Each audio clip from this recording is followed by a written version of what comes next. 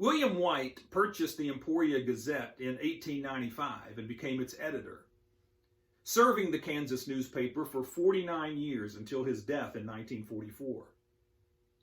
As the editor, Mr. White would receive many articles from aspiring writers, many of which he had to return with rejection slips.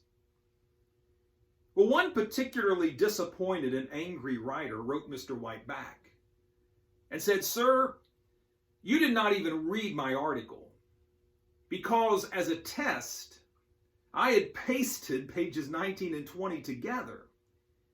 And when I received my manuscript back, those pages were still stuck together, so I know you didn't read it all. You are a fraud, for you turned down articles without even having read them."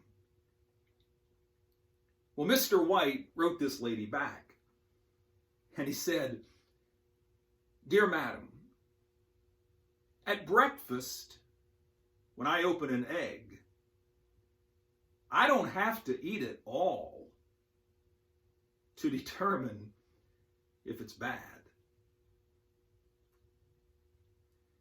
Well, that same principle also holds true in determining whether a religious group is good or bad, whether they're preaching truth or error, whether they're orthodox or heretical. If there's some religious group that you're wondering about, you don't have to pore over stacks and stacks of their theology books to find out if they're in line with the gospel. There's really a litmus test you can apply.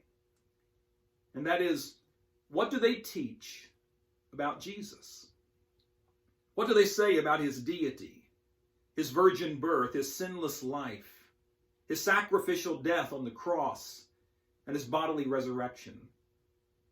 Virtually every false religion in the world preaches a compromised theology concerning Jesus Christ.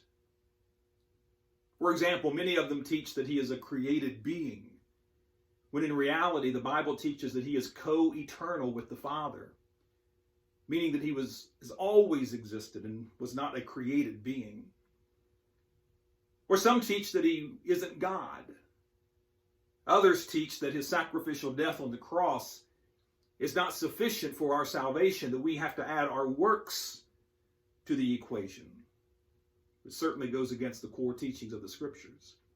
Oh, these religious groups have fallen off the gospel train and hit their head on the rock of heresy.